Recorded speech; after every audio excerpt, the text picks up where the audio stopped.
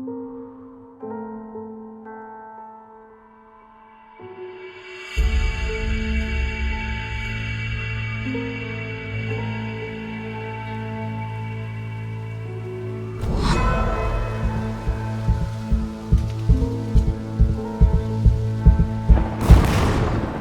wish every night were Halloween. It's the most fun. You girls be careful while you're out and about. Wouldn't want you to run into the boogeyman. With that storm outside, I don't know if you girls will be able to make it to the Halloween party. Well, Papa can always tell us a story while we wait for the storm to pass. We always listen to a spooky story on Halloween. Please, please. Well, just one, Dixie, and nothing too scary, Papa. Let's see. Yes, here it is. This is not one of goblins or witches, but of spirits from the past. Here is the story of the phantom race, and since it's in the Fayetteville Observer, you know it must be true. There stands near Fayetteville a ruined house, the home of Carol Morrison, who was the richest man in all that area. He was a cold, dreadful man, and he was hated by all who knew him. At 50 years old, Morrison married Rebecca Thomas, the pretty young daughter of a well-to-do planter, but it was not a love match.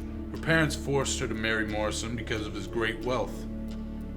Morrison was pleased with the girl's beauty, but like everyone else, she hated him, and he soon became so jealous of her, so madly jealous that he chained her to the wall in an upstairs room.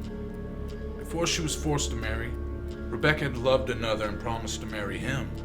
Chained in that vacant room, she could think only of her lost love. If she could get a message to him, perhaps he could help her. A note was written and then delivered by a kind servant who later that day brought back an answer.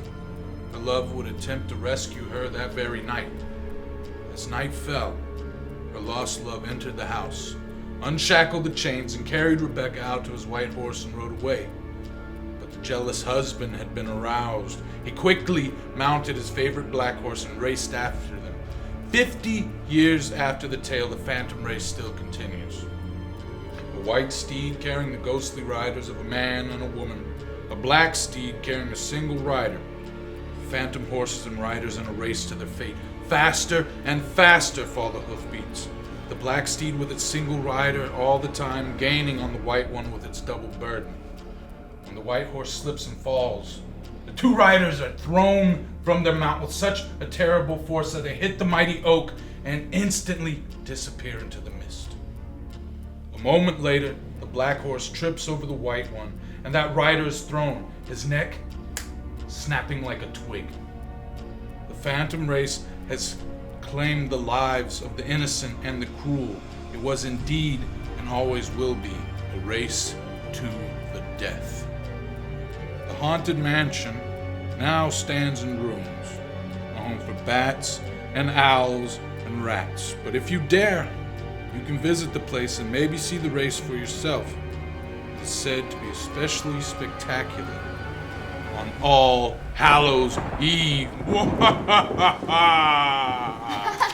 Papa, that wasn't so scary. Come on, let's go get ready for the party.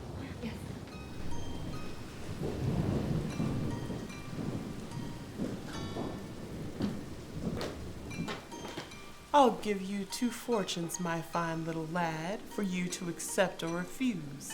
The one of them good, the other one bad. Now hear them and say which you choose. Well, alright then. I'll go first. What do you say, Nancy? I mean, Gypsy. I see by my gift, within reach of your hand, a fortune right fair to behold. A house and 100 good acres of land, and harvest fields yellow as gold. Well, that sounds all right to me. I see a great vineyard, the boughs hanging down, with grapes of russet and red. I see droves of cattle, some white and brown, but all of them sleek and well-fed. And I see, rising dismally up from the place of the beautiful home in the land, a man with a fire-red nose on his face and a little brown jug in his hand. Oh, if he were to behold him, you would wish that he were less wretched to see. His boot toes, they gape like the mouth of a fish. His trousers are out at the knee. In walking, he staggers. Now this way, trousers now are fine, that. okay? His eyes, grand like a bug's. He wears an old coat and a battered-in hat. And I think the fault is the jugs. Now, which will you choose? To be thrifty and snug and on the right side of your dish? Or to go with the eyes like the eyes of a bug's, and your shoes like the mouth of a fish? Enough of this hogwash. Let's see what else we can get into around here. James, would you like to hear your fortune? No.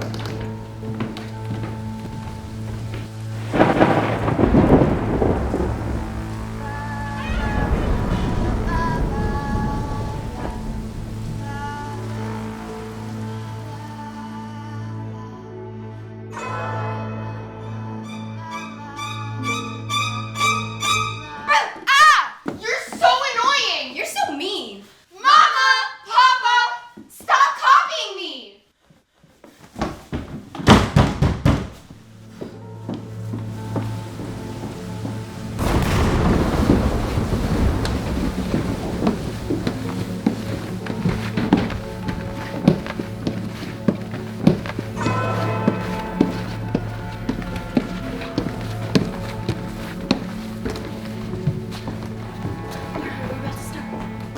All right, everyone, I think we're all here.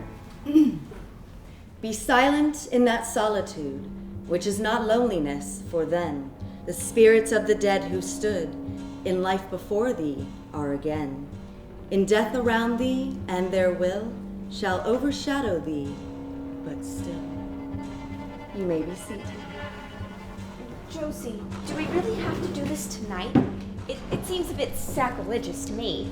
Aw, buck up, Lily. It's just for fun. You don't think we'll really contact a ghost, do you? So, how does this work exactly?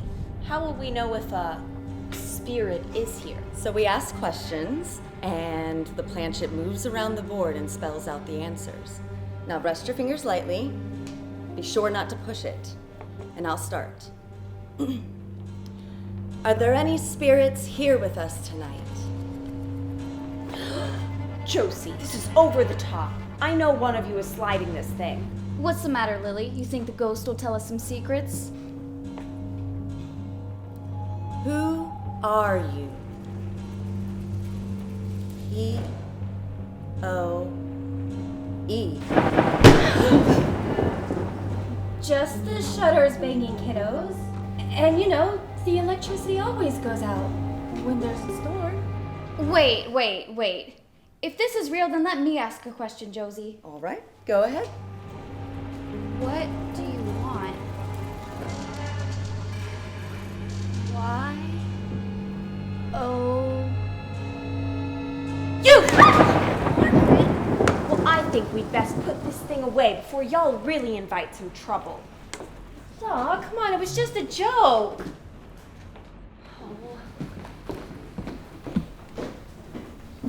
Hey, what are y'all up to? Oh, well, I've been working on the Tale to Heart for the Fall Talent Show. You know how they always ask me to do a Poe piece. Telltale Heart? That sounds like the perfect story for a dark and stormy night like tonight. Why don't you let us hear what you've been working on? I'd love to hear. Oh, please.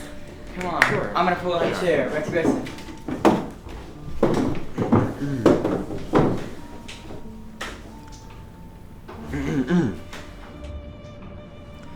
It is impossible to say how first the idea entered my brain, but once conceived, it haunted me day and night. He had never given me insult. For his gold I had no desire. I think it was his eye. Yes, it was this. He had the eye of a vulture, a pale blue eye with a film over it. Whenever it fell upon me, my blood ran cold. And so, by degrees, very gradually, I made up my mind to take the life of the old man, and thus rid myself of the eye forever. When I had waited a long time, very patiently, without hearing him lie down, I resolved to open a very, very little crevice in the lantern. So I opened it. You cannot imagine how stealthily, until at length a simple dim ray, like the thread of a spider, shot from out the crevice and fell full upon the vulture eye. But even yet, I refrained and kept still. I scarcely breathed. I held the lantern motionless. Meantime, the hellish tattoo of the heart increased. It grew quicker and quicker and louder every instant. It grew louder, I say, louder every moment.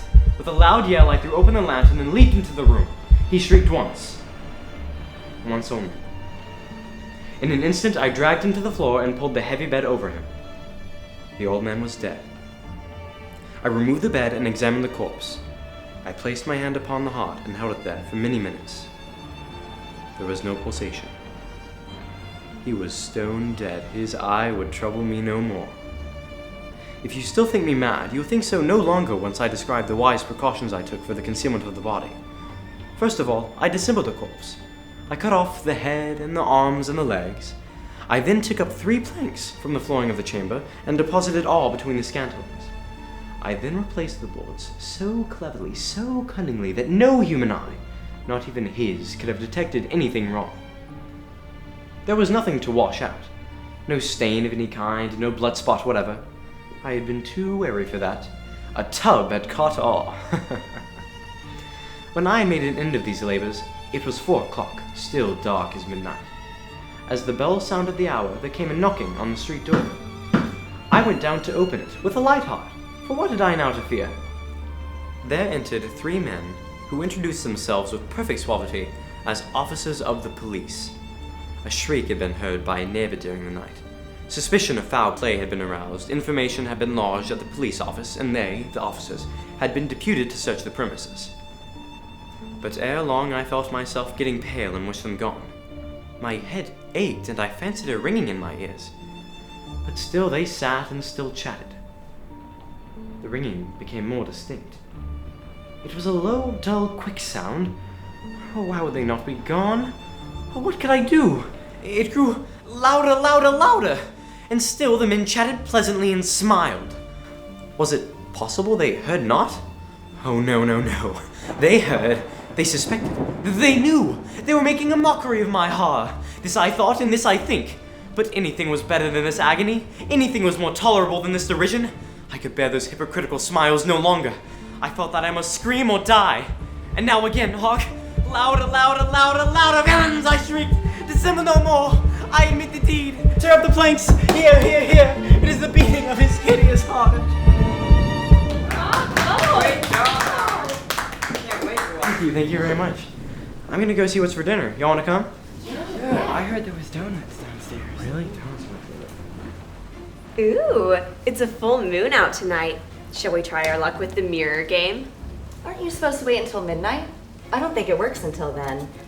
Francis said a girl who sits in front of the mirror at midnight on Halloween will see the reflection of the love of her life in the glass while combing her hair and eating an apple. Let's try it and see what happens. You're supposed to be eating an apple while brushing your hair, Sally. Here you go. Right. Here goes. Oh, well, I guess she'll be an old maid then. I think I'll try again at midnight. Surely my true love will appear then. It's still storming out. I guess that means we can't go over to Francis's for the party. Oh, we can still have fun. I bet Nancy made a cake, and I know that there's some donuts down there.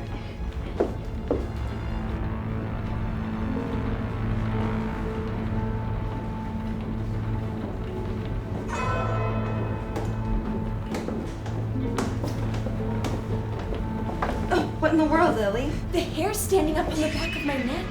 I just feel like something's watching us.